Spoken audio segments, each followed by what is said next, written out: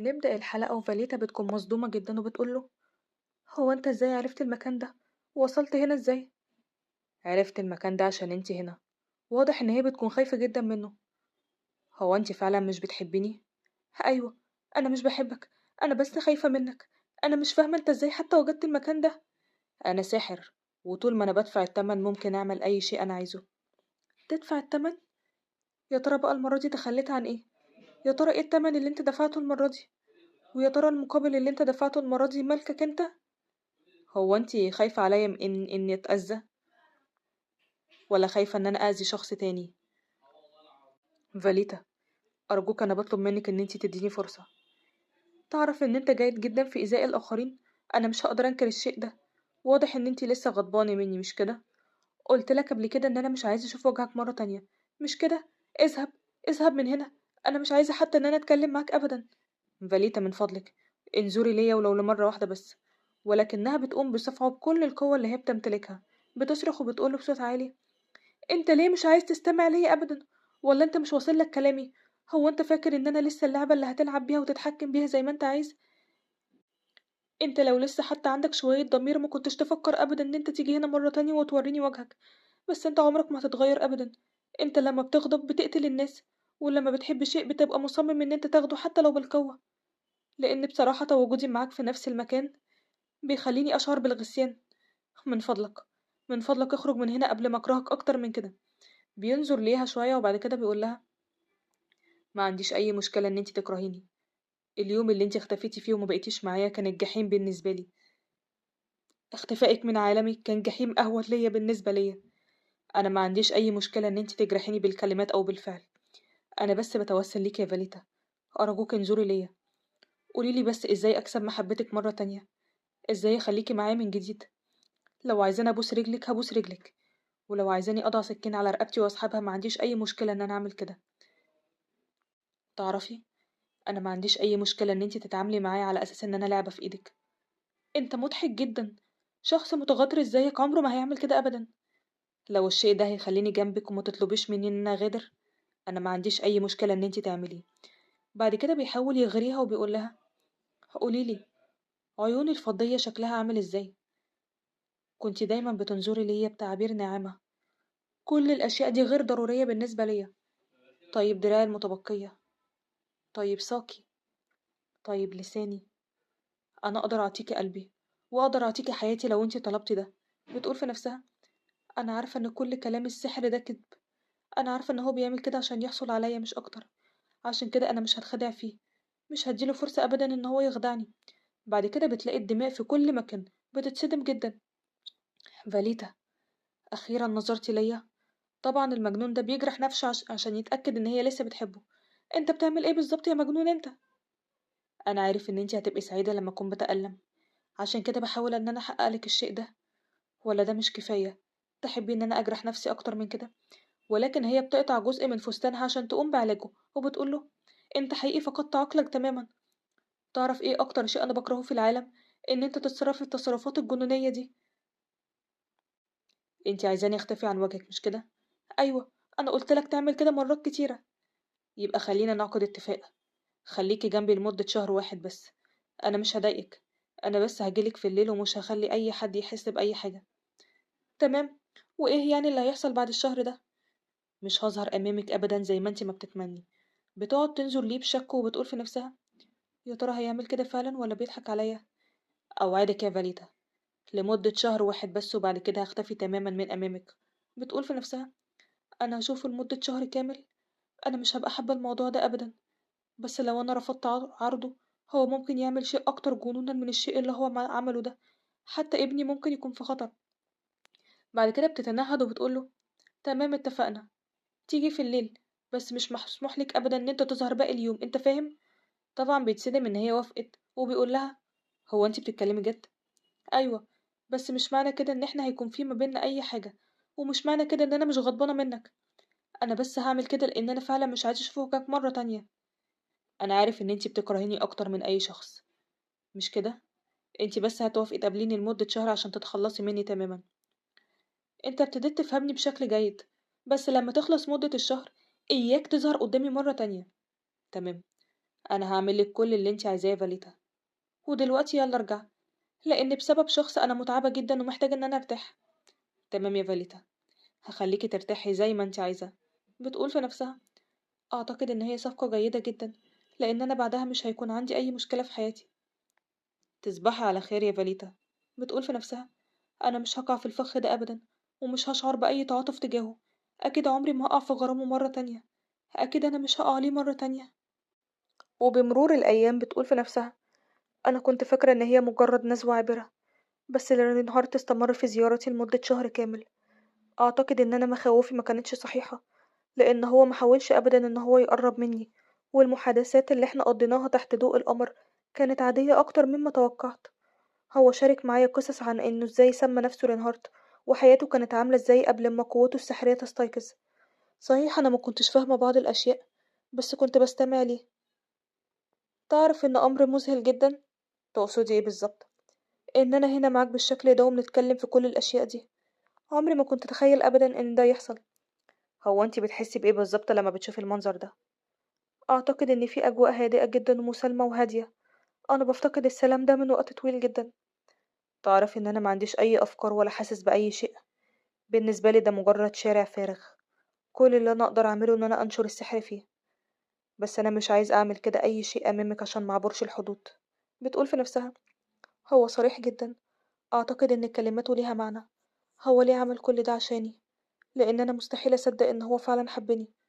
بس كل اللي أنا واثقة فيه إن كلماته كلها حقيقية ونابعة فعلا من قلبه.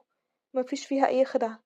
بتفتكر لما كايوس قال لها: الشخص الخالد مقدر ليه إن هو يصبح وحيد، وللأسف هيشعر بالملل طول حياته. عشان كده أنا هنا ببحث بيأس على أي شخص يستحق الحياة. فاليتا، انتي المحفز الوحيد في حياتي. انتي الحاجة الوحيدة اللي تستاهل إن أنا أعيش عشانها. انتي ما تعرفيش أي شيء. انتي عالمي كله يا فاليتا. انتي حياتي. انتي نسمات الهوا اللي من غيرها أنا هموت. ما تعرفيش أنا حسيت بإيه أول مرة قابلتك فيها. عارف بقى أنا شعرت بإيه؟ أنا شعرت بالبؤس، لأن أنا كنت بالنسبة لك مجرد لعبة. ما كانش عاجبني أبدا إن أنت تقارني بنسخة أخرى مني أنا حتى ما كنتش أعرفها. تعرف بقى إيه الجزء المرعب أكتر شيء؟ بتكون واضح إن هي متأثرة جدا وقلبها مكسور بسببه. الجزء المرعب إن أنت تلاعبت بمشاعري بلا أي مبالاة. كنت بتتعامل معايا على إن أنا أداة بالنسبة لك، مجرد شخص يحقق رغباتك مش أكتر من كده. أنت كنت زيك زيهم، عايز مني شيء وبعد ما أحققه تحبسني وتعاملني على إني لعبة. بتقول في نفسها: أعتقد إن أنا بلغت وبقيت أقول أشياء هو مش هيفهمها أبدا. ولكن فجأة بتلاقيه بيقول لها: أنا آسف. طبعا بتكون مش مصدقة نفسها وبتقوله: إيه؟ أنت بتقول إيه؟ بقولك أنا آسف يا فاليتا. أنت ليه بتعتذر دلوقتي بعد كل الوقت ده؟ مش عارف. أنا بس حزينة على اللي أنتي حسيتيه بسببي. أتمنى إن أنتي تسامحيني. بعد كده فجأة بتلاقيه بيشاور على قلبه وبيقول لها: تعرفي، حاسس إن ده بيتألم جدا. هو ده الألم الوحيد اللي أنا مقدرتش أتحمله. بتقول في نفسها: كدبة. أيوة أنا متأكدة إن كل شيء كدبة. أنا لازم أتمالك نفسي، مش لازم أقع عليه أبدا. بس هو عمره ما عبر ليا بالشكل ده، وإيده الممسكة بإيدي بإحكام. يستحيل. أكيد كل شيء خدعة. أكيد هو بيخدعني. أكيد كل المشاعر دي مش حقيقية. طبعا فاليتا بتكون خايفة تعطي قلبها ليه مرة تانية عشان ما يحصلهاش زي اللي حصل مع الأميرة. أنا أنا لازم أبعده عني بأي طريقة. مش لازم أستسلم ليه بالشكل ده أبدا. أنا غضبانة من نفسي إن أنا خالفت الوعد وسبته يقرب مني. أنا عارفة كويس جدا في رأسي إن اللي بعمله ده غلط، بس مش عارفة أنا ليه مش قادرة أحرك نفسي. ليه مش قادرة أدفعه بعيد عني. بعد كده بيقول لها بكل شغف: فاليتا، هو انتي فعلا مش عايزة تتكلمي معايا مرة تانية؟ انت بتعمل ايه يا مجنون انت؟ لسه في اشخاص بالخارج، ابعد عني. بقولك ابعد عني. توقف بقى عن تصرفاتك دي. تعرفي يا فاليتا، تعرفي ان انتي لسه زي ما انتي متغيرتيش. لسه دافية وجميلة وناعمة وكمان شغوفة جدا. فاليتا، تعرفي ان انتي وحشتيني جدا. بعد كده من الناحية التانية في غرفة فاليتا بتقوله: رينهارت، أرجوك اهدى شوية مش كده. فاليتا، انتي ما تعرفيش ان انا كنت مشتاق لك قد ايه. انت قلت ان في خلال ال4 سنوات دول دمرتي مشاعرك ليا وما بقيتيش تحبيني مش كده. بالنسبة لي بقى ال4 سنوات دول ما كانوش 4 سنوات ابدا. كانوا بالنسبة لي 40 سنة. لأ، كانوا بالنسبة لي 400 سنة، كانوا بالنسبة لي 4000 سنة، كل دقيقة أنتِ كنتِ بعيدة عني فيها كانت بالنسبة لي جحيم. بتقول في نفسها: الرجل ده فقد عقله تمامًا. فاليتا أرجوكِ ما تبعديش عني، خلّيني قريب منِّك، ولو أنتِ مش عايزة ده، أرجوكِ ما تبعديش عني وتحمّليني، أرجوكِ ادّيني فرصة، ادّيني فرصة أقرّب منِّك مرّة تانية. بتقول في نفسها: أنا مش عاجبني إن جسدي بيتفاعل معاه بالشكل ده، هو بيخلّيني أفقد عقلي وأنا معاه، بس أكتر شيء بيقودني للجنون إن أرجوكِ خليكِ معايا وتحمّليني، أكتر شيء بيقودني للجنون إن أنا لسه عندي مشاعر للنظرات دي. فاليتا، أنتِ أغلى شيء عندي، أنتِ كل شيء بالنسبة لي، أنتِ العالم بالنسبة ليّا، أنتِ حُبّي الأول والأخير. بعد كده بيتصدم لمّا بيلاقيها بتلمس وجهه بكل حنان بالشكل ده، طبعًا بيدوب فيها وبينسحر تمامًا. فاليتا، أنتِ مش هتبعدي عني تاني مش كده؟ أرجوكِ ردّي عليَّ قولي لي أي حاجة، أوعدِك إن بعد ما الشهر ده ما يخلص هاخلّيكِ أنتِ اللي تطلبي مني إن أنا أبقى معاكِ. أنت اتجننت تمامًا مش كده؟ طيب ابعد عني بقى عشان أنت تقيل جدًا. بعد كده بتلاقيه بيوشوشها بشيء، بتقول في نفسها: إيه ده؟ هو بيقول إيه بالضبط؟ أنا مش قادرة أسمعه، حاسة إن راسي بقت تقيلة، حاسة إن أنا مش هاتحمل أكتر من كده، لازم أبعده عني بأي طريقة. هو عارف كويس جدًا نقطة ضعفي، عشان كده هو متواجد معايا بالطريقة دي، هو عارف إن أنا هاقع عليه مرة تانية، الحقير ده فاهم كويس جدًا هو بيعمل إيه. بعد كده بيكون جالس خارج المنزل وبيفكر في حياتهم. اسمع، لو سيرون سمع الضوضاء دي كان هيطردني على الفور. لحسن الحظ إن هو بينام بطريقة جيدة وعميقة جدًا، عشان كده أنا باحمد ربنا على النعمة دي. شكرًا ليكِ على الشاي يا فاليتا. على أي حال، باقي بس كام يوم ومنتقابلش مرة تانية. باقول لك إيه، هو أنا ممكن أسألك سؤال؟ عايزة تسألي عن إيه يا فاليتا؟ أنت ليه قُلت لي إن أنت هتستمر معايا لمدة شهر بس؟ هو ده سؤالِك يا فاليتا؟ أيوه، لإن أكيد في سبب يخلّيك تحدد مدة الشهر الواحد. أنا بقى عايزة أعرف إيه السبب. واضح إن أنتِ فضولية جدًا، بس زي ما قُلت لِك قبل كده، إن طالما أنا وعدتِك وعد مش هاتراجع فيه أبدًا. يعني لو أنتِ لسه مش مقتنعة بوجودي ما عنديش مشكلة إن أنا أغادر. طيب أنت هتعمل إيه بعد ما وعدنا ما ينتهي؟ أعتقد إن أنا هاجد لعبة جديدة لنفسي. بتقول في نفسها: أعتقد إن الأمر غريب جدًا. في الأمس كان ممسك بيا بإحكام، كان بيحاول إن هو يحصل عليا، بس لما الأمر بيتعلق بالمستقبل مش بيحاول حتى إن هو يتمسك بيا. معنى كده إن أنا ولا شيء بالنسبة له، ولا يمكن هو استسلم ومش عايز يضايقني مرة تانية. بقولك إيه، هو الكلام اللي أنت بتقوله ده حقيقي ولا أنت بتقولي كده وخلاص؟ كلام إيه؟ يعني أنت فعلا بتتصرف بلا مبالاة تجاهي؟ يعني مش هتعمل أي مشاكل تانية؟ واضح إن هو بيكون فاهم دماغها وبيقول لها: قوليلي بس يا فاليتا، هو أنت عايزة تسمعي مني إيه بالظبط؟ لأ، أنا مش عايزة منك حاجة، أنا بس عايزاك تقولي الحقيقة. بتقول في نفسها: يا ترى هو فعلا وصل لنقطة إن هو مش هيتمسك بيا مرة تانية؟ معقول بعد كل ده؟ فاليتا، أنا عايز حياة خالية من المشاكل. من دلوقتي مش عايزة أجبر نفسي على أي شخص، لأن أنا ناوي استريح لباقي حياتي. عشان كده خليكي صادقة معايا. هو ده اللي انت عايزاه يا فاليتا؟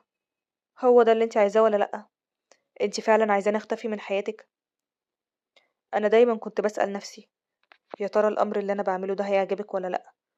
نعم، انت تقصد ايه بالظبط؟ بعد ما تعرفي إن أنا ألقيت بنفسي إلى الجحيم وهموت، يا ترى الأمر هيعجبك؟ أنت بتقول إيه؟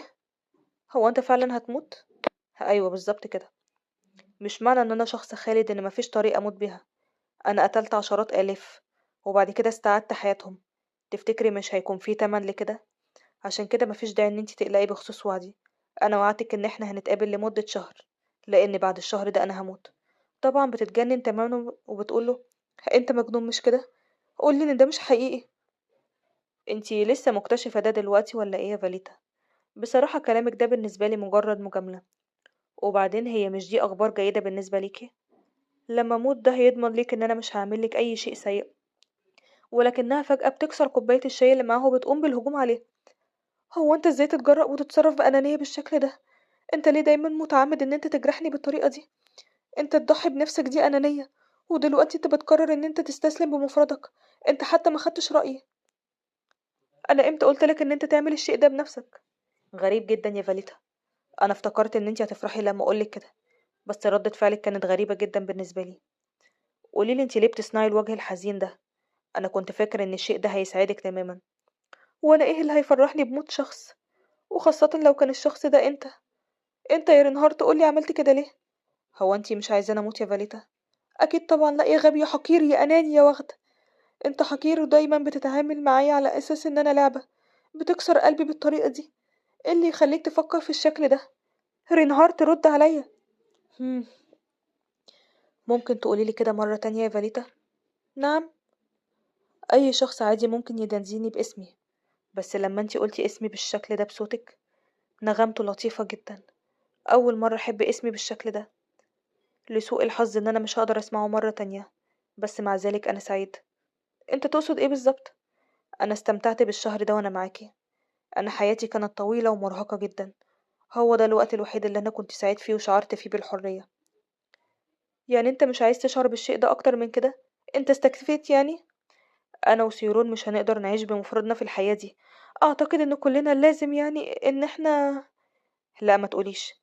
هو انتي فعلا عايزة ان انا اعيش؟ مش عايزة انا اموت؟ اكيد طبعا مش عايزاك تموت.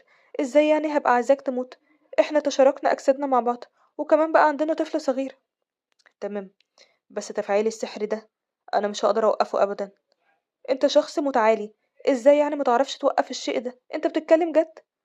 بس في طريقة واحدة. في شيء اسمه عقد مرتبط بقلوبنا. بمجرد ما تنتهي من كتابة العقد هنتشارك حياتنا مع بعض.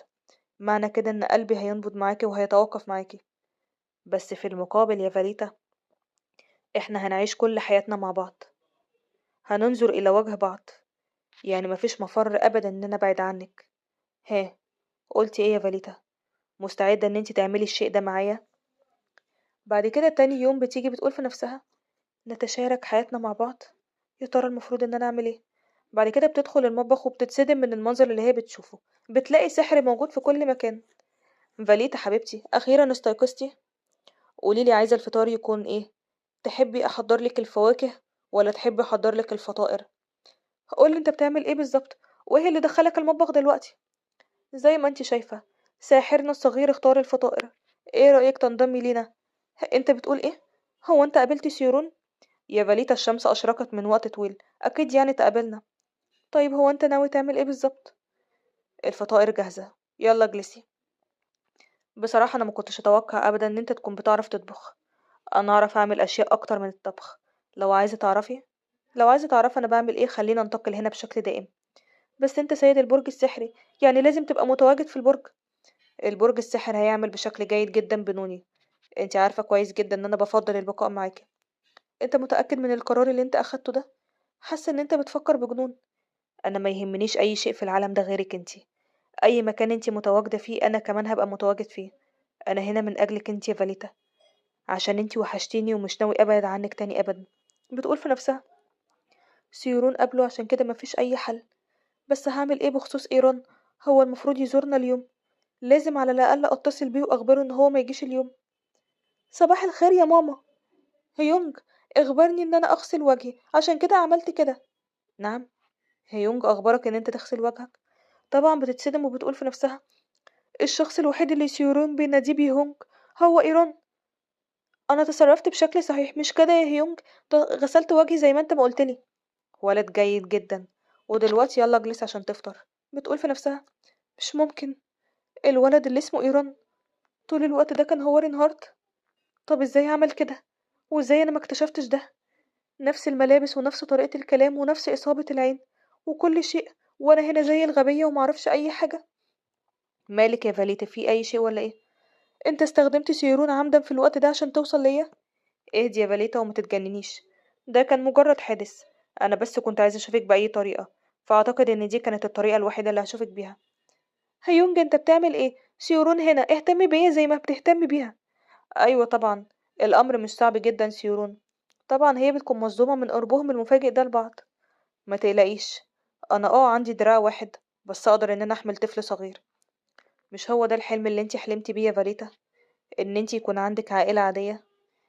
تعرفي، غدا وبعد غد وباقي الأيام كلها أوعدك إن أنا هكون هادي جدا زي ما انتي عايزة، ومش هعمل أي تصرفات جنونية. عشان كده أرجوكي خليني أعيش معاكي. أوعدك إن أنا هكون الشخص اللي انتي عايزاه. أوعدك إن أنا هكون الشخص اللي انتي بتتمنيه يا فاليتا.